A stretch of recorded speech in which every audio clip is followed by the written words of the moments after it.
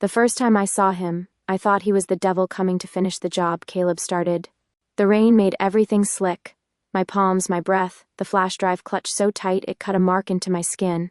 I kept running, heart pounding, legs aching, heels slipping on the rooftop tiles. I didn't dare look back. I didn't need to. I knew Caleb was behind me. I could hear his voice echoing off the concrete and steel. Mari, don't make this worse than it already is. I skidded to a stop near the edge of the roof, gasping. Below me, 1,000 city lights blurred like tears behind glass. I turned around just in time to see him step through the rooftop door. Soaking wet, face twisted into something between fury and desperation. And even then, God help me, even then, he still looked like the man I used to love. You don't understand what you've done, Caleb said, walking toward me with slow, measured steps. His suit clung to him like a second skin, drenched but still immaculate. You think you're some kind of whistleblower? You think they'll protect you? I held up the flash drive, my hand trembling. I think you should stay the hell away from me.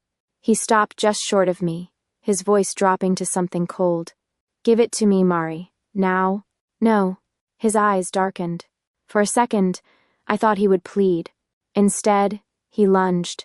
I didn't even have time to scream. He grabbed my wrist and yanked hard, nearly twisting my shoulder out of its socket. The flash drive slipped from my hand. It clattered to the rooftop. And then, smoke. At first I thought something had exploded, but it wasn't smoke like fire. It was wrong. Thicker. Alive.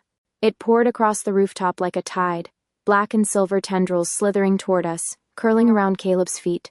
He looked down, startled, then tried to step back, but the smoke rose fast, wrapping around his legs like chains. What the hell? He didn't finish. The smoke pulled him under, not dragged, not knocked out. Just absorbed. Caleb's body dropped with a thud, the flash drive skidding next to him untouched. And then I saw him. He emerged from the smoke like he was it. Tall, slim, almost elegant in the way he moved, like a blade drawn from a sheath. His hair was black as the storm clouds above, wet and tousled like he'd just walked out of hell's own downpour. His skin was pale, too pale, and his clothes looked like shadows stitched together into human form. But it was his eyes that froze me. Red, crimson, slitted pupils like a predator's. And they were locked on me. He tilted his head, curious, like I was an insect under glass. Interesting, he murmured.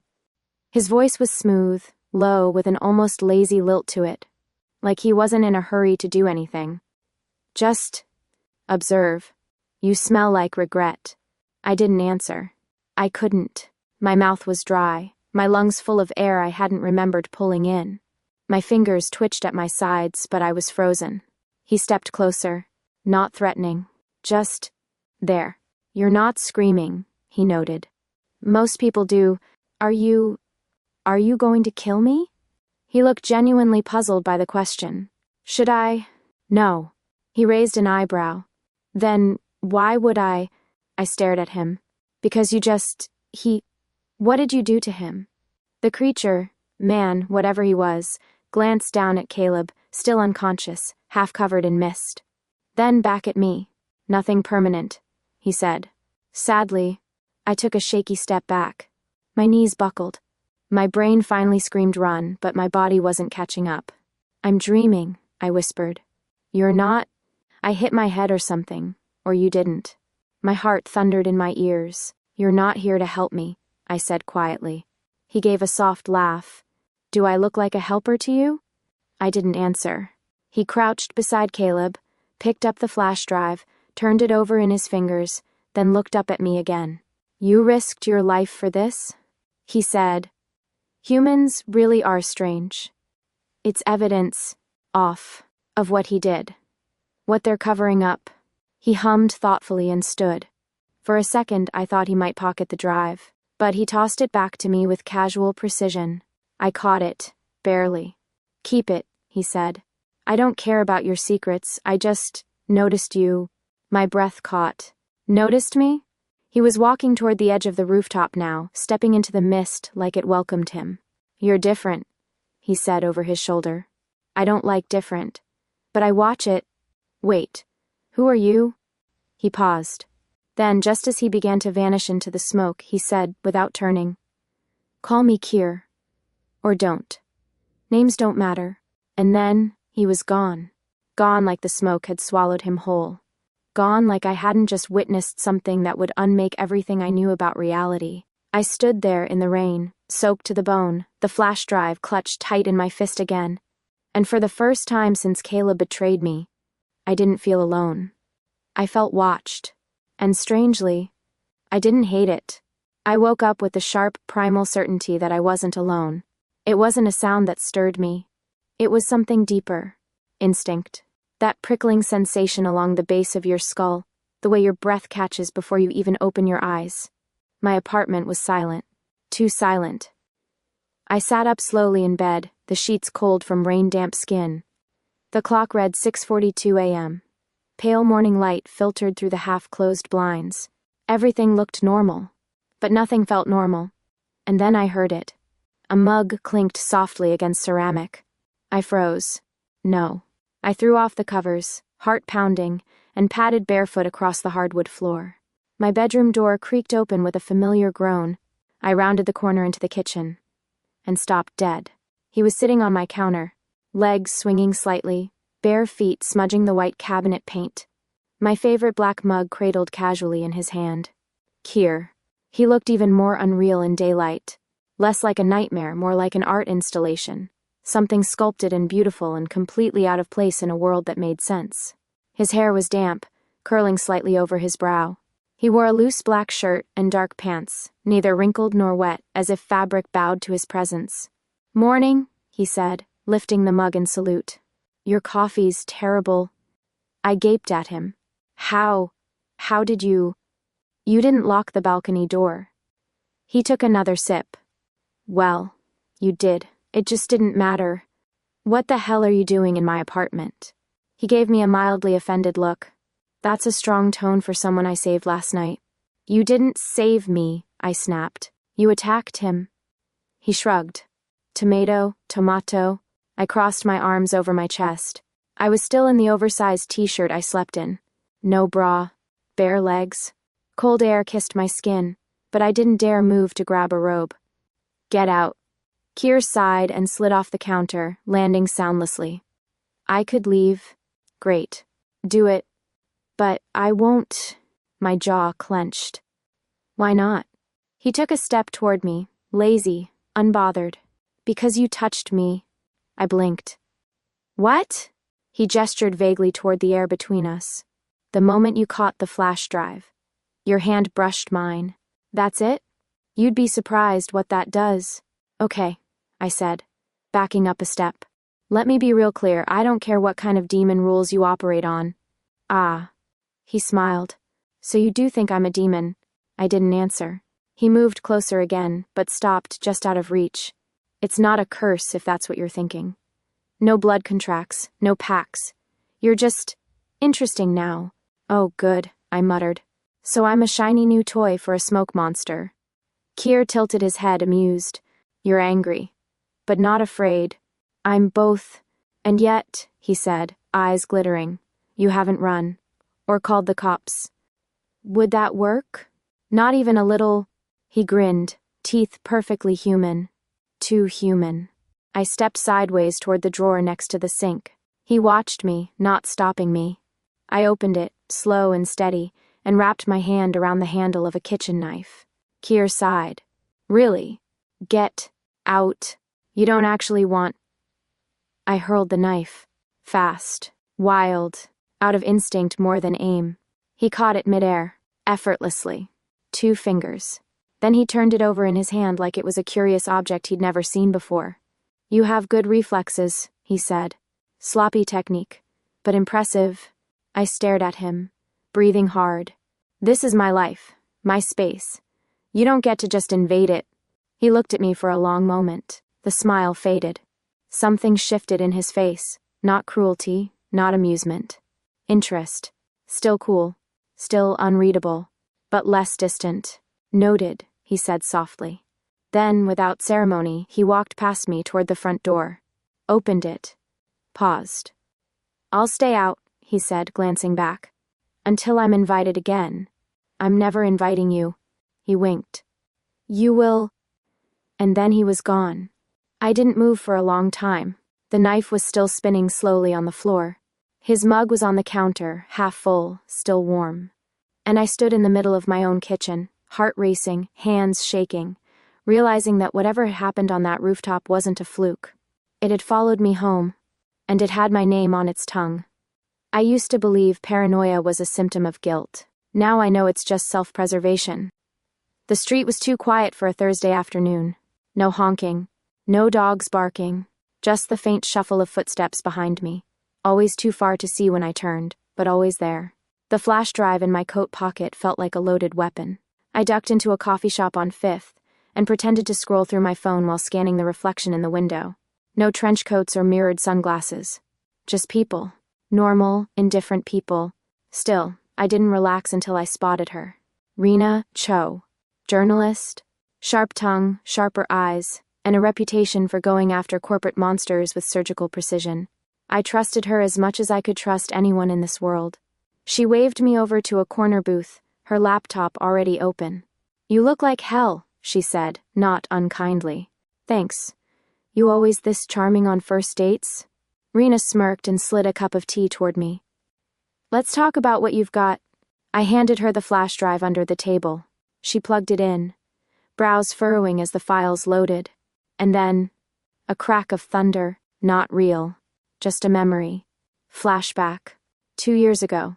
Caleb laughed as he poured wine into my glass, his sleeves rolled, his watch gleaming. This contract could take us global, he said, eyes bright. You know what that means? That I'll be working overtime for the next 6 months?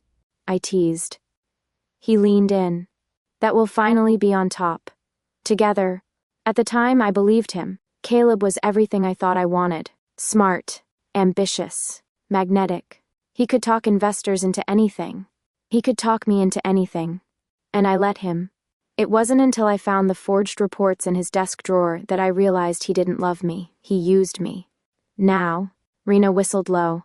You weren't kidding. This is nuclear. I nodded. He's laundering through shell partnerships. Using false projections to inflate IPO value. And the girl? A PR front. Aggressive media control. Her name's Amara Jew. Rena raised an eyebrow. That's a name. I clenched my jaw. She's worse than he is. Smoother. Smiles with teeth. As if summoned, my phone buzzed. Unknown number. No message. No call. Just a vibration that stopped my breath cold. I need to go, I said, grabbing my bag. I'll message you when it's safe. Rena didn't argue. Just nodded, eyes scanning the crowd behind me. Don't be a hero. Just survive. Outside, the sky was smudged with the color of dirty snow.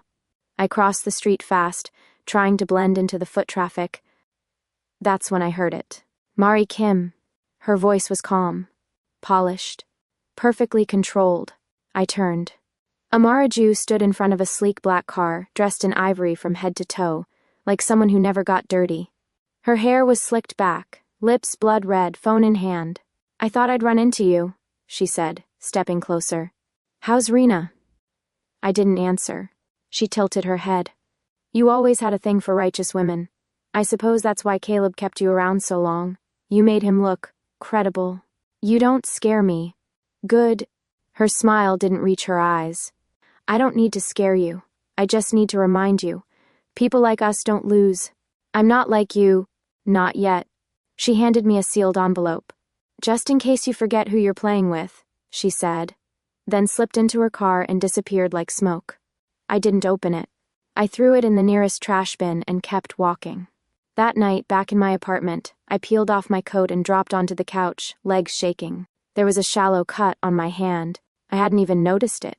I grabbed the first aid kit from the bathroom and began cleaning the wound, eyes blurry with fatigue. You bleed easier than I thought. I jerked my head up. He was leaning against the doorframe, arms crossed, black shirt clinging to him like it had grown there. Keir, how the hell did you get in this time? I snapped. I never left, he said simply. You just stopped noticing. I stared at him. What do you want? I told you. I'm curious. About me? About how far you'll fall before you break. I wrapped the bandage around my palm. You don't scare me either. He smiled faintly. Liar. I stood. What are you even doing here? Keir stepped into the room slowly, like shadows followed him. You are not safe, Mari, he said, voice low. Not from them. Not from me either. I stiffened. Then go. I should, he said. But I won't. He walked past me, pausing at the window. There's something ugly coming for you, he said. And I don't mean Caleb. I can handle ugly. You shouldn't have to. I turned to look at him, but he was gone again. Just a shimmer in the air, like the room had exhaled and forgotten him. I sat down on the edge of the bed, breathing through the noise in my skull. Fear, anger, confusion, and something else, something that stirred when he looked at me. Something that wasn't entirely fear. The bass was too loud, the lights too bright, the drinks too watered down. But for once, I didn't mind. I just wanted to feel nothing. No betrayal, no paranoia, no demons in my kitchen. Are you okay? Noah leaned closer, his voice barely audible over the music. He offered me another cocktail with that soft, unbothered smile of his. He'd always been the kind of guy who made you feel like the room was quieter when he was around. I took the glass with a nod. Thanks, I'm fine. Not really, he said, not pressing it. But that's okay. Noah wasn't complicated. That was the whole appeal. He didn't flirt. He didn't pry. He just stood next to me when everything else was falling apart. And right now, I needed that. The dance floor pulsed under our feet like a heartbeat. Strobe lights splashed red and violet across our faces, flickering through the fog machines, and lazy bodies grinding in rhythm. Somewhere in the haze, I could almost believe I was a different version of myself. One who hadn't loved the wrong man. One who didn't have nightmares in the shape of Keir's smile. Noah nudged me. Come on. One dance. Then we can go back to pretending to be responsible adults. I hesitated, but then I let him pull me into the crowd. His hand on mine was warm, familiar, safe. We moved to the beat, slow at first, then faster as the rhythm picked up. I let go, just a little. Laughed when Noah spun me. Closed my eyes and forgot everything for exactly 10 seconds. And then I felt it. A shift in the air. Colder. Heavier. Like gravity had remembered me too well. My skin prickled. My breath caught. I opened my eyes. He was here. Keir. Standing at the edge of the dance floor like he belonged in this chaos. Like he owned it. Dressed in black, as always, but somehow different. Darker, sharper. His eyes found mine immediately. They didn't glow in the club lights. They didn't need to. They commanded. I faltered mid-step. Noah glanced over his shoulder. You okay? I forced a smile. Yeah, just a second. I stepped away. I should have walked toward the bar. Or the exit. Or literally anywhere else. But I didn't. I moved through the crowd like I was being pulled by something unseen. Keir didn't move. He just waited. The bodies around me seemed to part. The music blurred into static. And then I was standing in front of him. New boyfriend? He asked, voice lazy and amused. He's not. What are you even doing here? I was bored. His eyes flicked down my body. You clean up nicely. This is stalking. This is proximity, he said. You danced. I watched. Fair trade. You don't get to watch me. I already do. I tried to step away. He caught my wrist. And the world shifted. His touch was ice and fire, pain and hunger. The shadows around us thickened. People danced past us but didn't see us, like we weren't really there. He didn't pull me. Not exactly. He just moved, and I followed, onto the dance floor. Into the dark. His hands settled on my waist. And we danced. Not to the beat. Not like the others. But in this slow, intimate coil that wrapped around my lungs and squeezed. I couldn't breathe. I didn't want to. I hated him. I wanted him. His forehead touched mine, just for a second. Close enough for me to see the flicker of heat behind his eyes. Then he kissed me. It wasn't soft. It wasn't sweet. It was hunger. Possession. A claim made in smoke and silence. His mouth on mine was firm, invasive, searing. Like he wanted to ruin the taste of anyone who'd ever touched me before. And in that moment, I let him. Because I didn't want to feel safe. I wanted to feel something. His shadow moved with mine, swallowed it, merged. And just as suddenly, he pulled back. The dance floor returned. The music rushed in. The lights flickered, painting us both in gold and violet. "You don't want to know what I really want," he whispered. Then he was gone. Just gone. I stood there, heart hammering against my ribs, lips burning. Noah found me a few minutes later, brow furrowed. "Hey, you okay? You disappeared?" "Sorry," I muttered. "Just needed air. You look like you've seen a ghost." "Not a ghost. Worse." I went to the bathroom and locked the door behind me. The mirror was fogged, smeared with condensation. I wiped it clean with the back of my hand. My reflection stared back at me. Lipstick smudged, hair a mess, eyes too wide. I didn't recognize her. Not fully. But I knew this much. Something inside me had shifted, and I wasn't sure I wanted it to go back.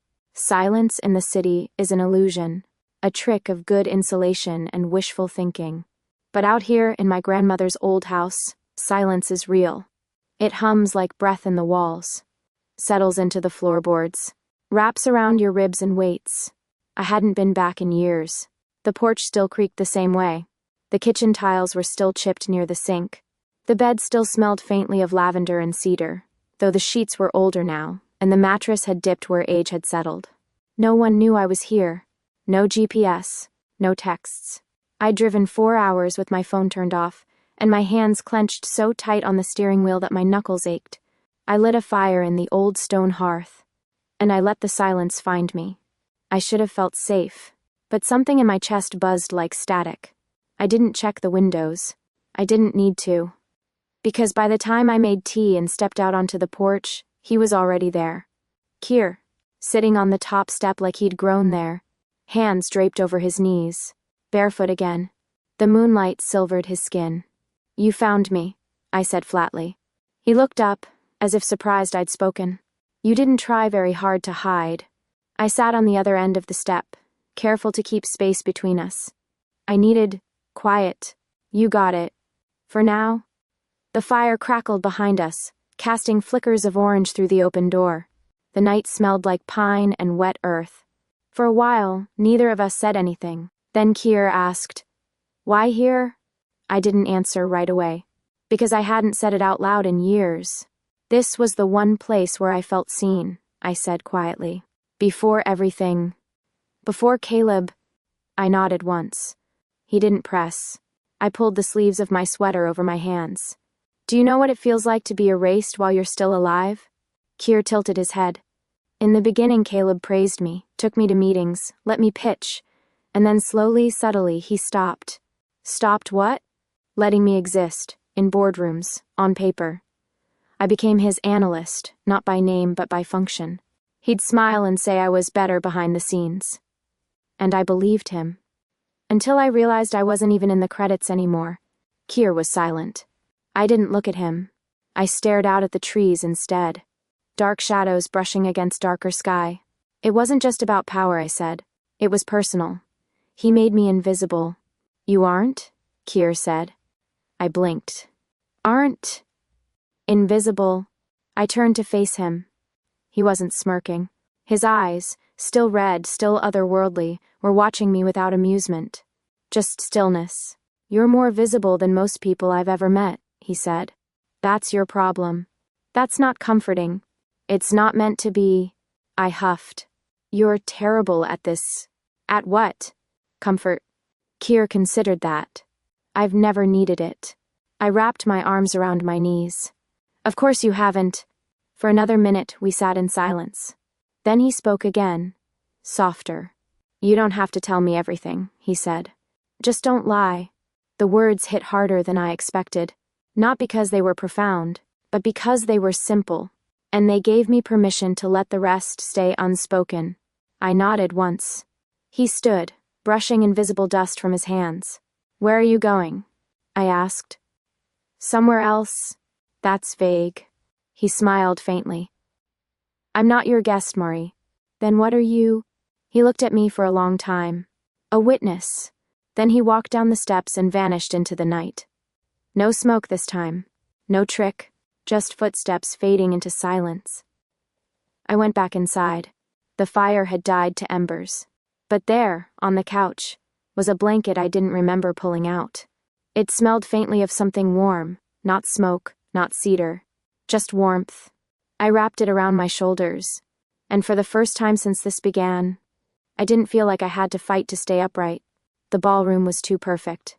Spotless white floors, crystal chandeliers, gold-rimmed glasses sparkling like promises no one intended to keep. Every corner smelled of money and disinfectant. Nothing felt real. I stood near the back, my fingers cold around the flash drive in my clutch, watching the sharks circle. Caleb was on stage, all charming smiles and confident pauses, pitching his new AI-backed finance system to a room full of hungry investors and fawning executives. Cameras flashed. Applause burst at every cue. The whole performance was polished to a mirror shine. I knew exactly when he saw me. His eyes flicked to mine for half a second too long. He didn't flinch. Of course he didn't. He just smiled wider. The plan was simple. After his speech, I'd walk up. The press would still be in the room. I'd plug in the drive, show them all the files, let the data speak, let the truth crush him. It didn't go that way. Before we wrap, Caleb said smoothly, stepping aside from the podium, our director of public relations has a short video to share. Something a bit more personal. And then I saw her, Amara, in a crimson dress like blood stitched into silk, walking toward the projector with the poise of someone who never lost. Her hair was coiled high. Her smile was gentle. Her eyes found mine as she passed. She winked. The screen lit up. I froze. It was me. Grainy footage. A hallway I didn't recognize. My voice, angry, loud, distorted, shouting something that had never left my mouth. "You're going to pay for this," I screamed in the video. "If I go down, I'm taking all of you with me." The clip played on. A mashup of scenes, clips from private meetings, twisted audio. A carefully edited narrative. The unstable ex-employee. The woman scorned. The threat. Whispers filled the room. My pulse thundered in my ears. A woman near me stepped back as if I were contagious. Someone muttered, "She really lost it." And Caleb? He looked concerned. Like he hated what was happening. Like he wasn't the one holding the knife. I couldn't move. I couldn't breathe. Then I felt it. The air changed. Thickened. A cold thread ran down my spine. And when I turned, he was there. Keir, leaning casually against a column near the back of the room, watching everything unfold like it was a play, and he already knew the ending. He wasn't dressed for a gala. Black shirt, no tie, no name tag. No one looked at him. No one saw him. Except me. He raised an eyebrow. My legs moved before my brain could catch up. I stormed toward the stage. Gasps. Murmurs. Phones rising. Amara didn't stop me. She just smiled, triumphant. I took the mic from Caleb's hand. He didn't resist. He looked hurt, as if I'd embarrassed him. "I have something to say," I told the room, voice cracking but loud. No one clapped. "I didn't say those words," I continued. "That video is a lie, and I have proof."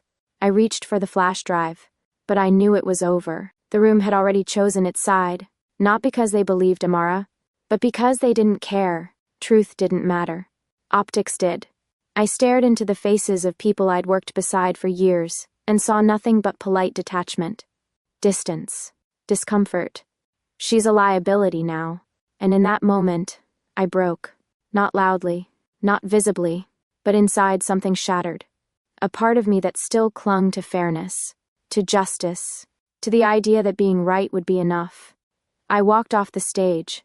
Keir met me halfway down the steps. People parted around him without seeing him, like the air bent to let him pass. "Let me help," he said, soft and smooth. "Not because you need it," he added. "Because I want to see you burn brighter." I stared up at him. My heart was pounding, but not from fear. From something else. I'd spent so long pretending I could win this clean. Maybe it was time to stop pretending. "I'm tired of being used," I said. His lips curled. "Then stop letting them." I nodded once, and walked out with him. No more apologies. No more games. I didn't know what came next, but I knew whose shadow I was walking in. And for the first time since this nightmare began, I chose it. Caleb's penthouse sat like a crown atop the city, glass, steel, and arrogance polished into architecture. I'd been here before, back when I thought love lived behind expensive doors. Now I was here to burn the place down. Not with fire, with truth. Keir stood beside me in the elevator, hands in his pockets, eyes on the floor numbers ticking up. He looked calm, casual, but the air around him buzzed with restrained power, like the room held its breath whenever he was near. "Are you ready?" he asked without looking at me. "No." He smiled faintly. "Good. People who are ready usually die first." The elevator dinged. We stepped into a long hallway of black marble and recessed lighting. A security panel blinked red near the double doors. I pulled out my phone. "Noah, we're here." His voice came through the earpiece, dry and steady. "Give me 10 seconds. I glanced at Keir. "He's in. You trust him? Noah? With tech? Always?" Keir tilted his head, amused. "That's not what I asked." I didn't answer. A soft chime, then the door clicked open. We stepped inside. The penthouse was just as I remembered. Sleek, cold, soulless. Floor-to-ceiling windows framed a skyline that sparkled like broken glass. A modern fireplace glowed in one corner. Abstract art hung on the walls, expensive and meaningless. And there, seated on a leather couch, were the monsters I used to mistake for humans. Caleb. Amara. Caleb stood the moment he saw me, his mask cracking. "Mari, what the hell are you doing here?" Amara didn't rise. She just narrowed her eyes. "You're not very good at letting go, are you?" "No," I said, "but I'm excellent at finishing what I start." Keir moved behind me without a sound, already plugging a small drive into the penthouse's wall console. "I wouldn't." Caleb started forward. Keir raised one hand, and the lights flickered. Not the kind of flicker caused by faulty wiring. The kind that made the shadows shiver. "Sit," Keir said. Caleb stopped. Amara finally stood. "Who the hell is this?" Keir turned toward her slowly, and for the first time I felt it shift. His presence. His illusion. The edges of his form began to blur. His pupils narrowed into slits. His skin shimmered, flickering between human and something ancient. From his back, shadows rippled, then solidified. Wings. Not angelic. Sharp. Bat-like. Veined in red. Small horns curved from his temples like obsidian. Amara gasped. Caleb backed into the table. What is this?" Caleb demanded. "Truth," I said, stepping past them. The screen on the wall blinked to life. Noah's voice came through the speakers, calm and clinical. "Uploading live. Footage routed to every major financial news network. Also your shareholders. Also your mother." Keir chuckled. "I like him." I watched the screen. One by one, the real videos played. Hidden meetings. False documents. Email threads that detailed every step of the fraud Caleb swore never happened. And Amara, her voice, her face, coaching employees to lie. The damage was done in minutes. The silence in the room was louder than anything. "You'll regret this," Caleb whispered. "You think this makes you a hero? You'll just be the woman who took everyone down with her." "I'm fine with that," I said. Amara turned to Keir. "You, whatever you are, you won't get away with this." Keir stepped forward, just once, and everything went still. Amara's mouth snapped shut. Caleb's knees buckled. I didn't flinch. I just watched him. This creature who'd haunted me, taunted me, protected me. And I wasn't afraid. Not anymore. He looked at me, eyes still glowing. "Well?" I reached for his hand. He let me take it. "You're still a demon," I said. He waited. "But you're mine." That startled something in him. A twitch of something behind the crimson stare. A ripple through the shadows. His wings folded back slowly. His hand tightened around mine. Without another word, we walked out. Later that night, back in a borrowed apartment with no furniture but moonlight on the floor, I sat beside him on the windowsill. No talking, no grand confessions. Just our shoulders pressed together. Keir leaned his head against mine. And for the first time, he didn't feel cold. Not to me. Not anymore. The city was smaller. Not literally, but it felt that way. Narrow streets, fewer glass towers, more trees, less pretending. It suited me. The building we rented was old brick, with creaky stairs and a roof garden overrun by ivy. It used to be a bookstore. Now it was a new kind of shelter. I named it the Echo Fund. For women who'd been silenced. Who needed space to say I'm still here, and mean it. We didn't have a big staff, or glossy brochures. Just names, numbers, and stories that no one had believed until now. The kind of stories people tried to rewrite into messy breakups or bad choices. The kind of stories I once lived. I was going through forms at the front desk when I heard the familiar creak of the door. Noah, wearing his usual hoodie and glasses, holding 2 iced coffees like peace offerings. "You look less haunted," he said. "You look more smug." I had a good drive. He handed me one of the coffees and sat down on the bench near the window, looking around the space. "This place has heart," he said after a moment. "It's still finding its rhythm." He smiled at me. "You too." I sipped my coffee and didn't argue.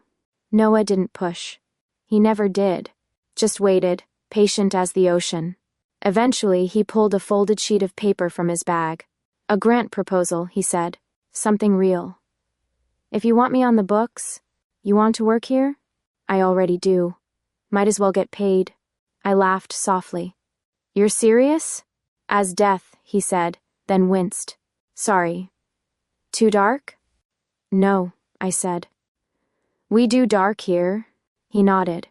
"Besides, someone has to keep an eye on your coffee thief." The cafe was just down the street. Tiny, wooden chairs, lavender scones, a cat that refused to leave. I spotted him immediately. Keir, sitting outside, in the sun, like he hadn't once turned a ballroom into a stage for fear. His long frame folded loosely into a chair, dark clothes still too sharp for the setting. Black sunglasses perched low on his nose. But his eyes, still red beneath the tint, gave him away. Always. He looked up when I approached, like he'd been waiting. Probably because he had. "Stalking me again?" I asked, dropping into the seat across from him. "Cafes are public," he said. "Your boundary issues are not my fault. You're sitting at my table. I got here first." I narrowed my eyes. "That's my mug." He glanced at the cup in his hand. It was unattended. "That's not how ownership works." Then explain humanity's entire history of colonialism. I snorted and shook my head. He smiled. I looked at him for a long moment. He still wasn't safe. Not really. Not ever. The power in him didn't hide well, no matter how human he tried to look. But he was here, and he'd stayed. "Why this place?" I asked. "You like it." "That's not an answer." "I'm not going anywhere," he said, voice low. "Unless you tell me to." I studied him. The sharpness. The shadows that still curled at the edges of his presence like smoke that hadn't fully burned out. The way even sitting still he watched the world like a predator. And yet, when he looked at me, it wasn't hunger. It was something softer. A kind of peace he didn't know how to name. "Then stay," I said. He raised a brow. "That easy? But stop stealing my coffee." He grinned, slow and amused. "No promises." I leaned back in my chair, the sun warming my shoulders. And for the first time in longer than I could remember, I felt still. Not finished. Not healed. But still. Keir reached across the table, his fingers brushing mine. And this time I didn't pull away. Because demons don't change. Not really. But sometimes, they choose. And he had chosen me.